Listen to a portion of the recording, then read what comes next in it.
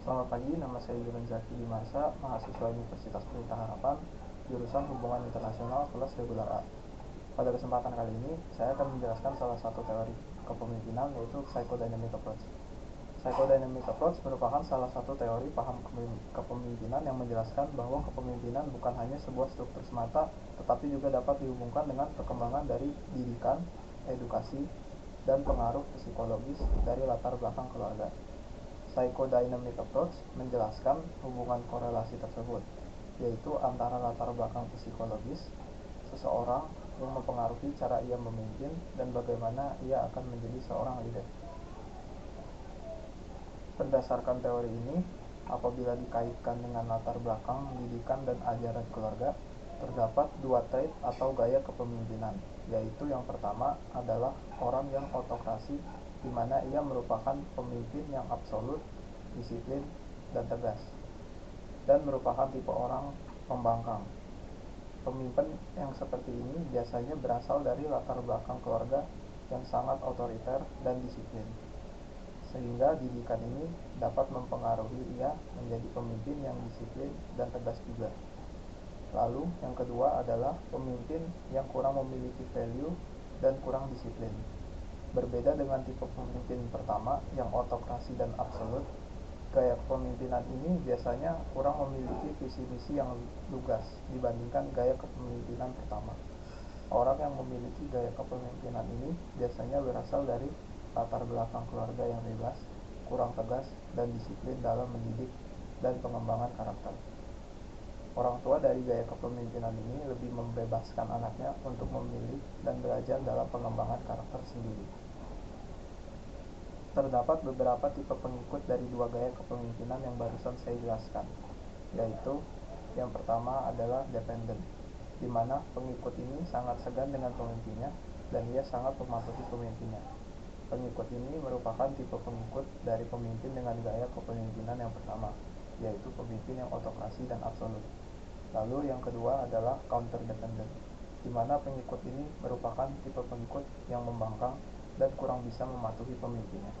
Tipe pengikut ini juga merupakan tipe pengikut dari pemimpin dengan gaya kepemimpinan yang pertama, yaitu pemimpin yang autokrasi dan absolut.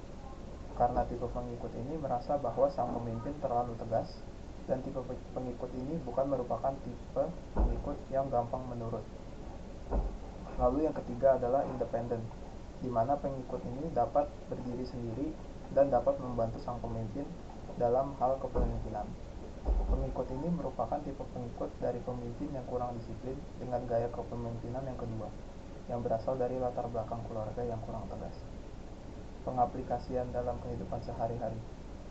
Dalam kehidupan sehari-hari, kita tidak jarang ditempatkan dalam posisi leader, seperti halnya tugas kelompok. Sewaktu-waktu kita dapat menjadi leader dari sebuah kelompok. Dalam kasus ini, kita dapat mengetahui apa gaya kepemimpinan kita.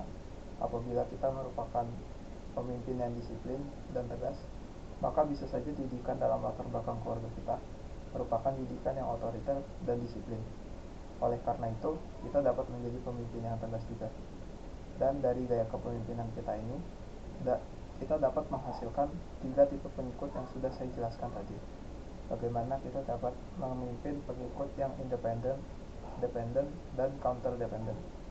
Itu semua berhubungan dengan teori psychodynamic approach ini. Apakah kita akan membangun perkembangan dan penugasan kelompok yang bagus dan efisien, atau kita dapat menjadi pemimpin yang tidak dipatuhi oleh pengikut-pengikutnya. Bagaimana kita dapat menjadi pemimpin sesuai dengan keefisiensian pengerjaan kelompok merupakan suatu kasus yang dapat dipahami melalui teori psychodynamic approach ini.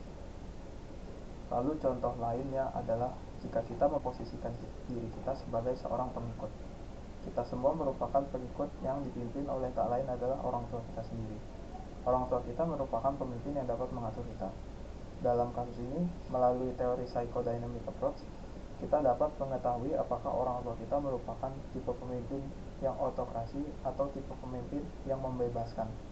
Apabila kita kaitkan dengan teori psychodynamic approach, semua ini berhubungan dengan bagaimana orang tua kita dulunya dididik dan diedukasi oleh kakek nenek kita.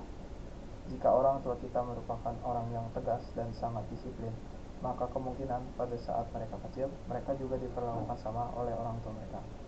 Dan apabila orang tua kita merupakan tipe pemimpin yang membebaskan kita dalam banyak hal, maka kemungkinan juga pada saat mereka kecil, mereka juga diperlakukan sama oleh orang tua mereka.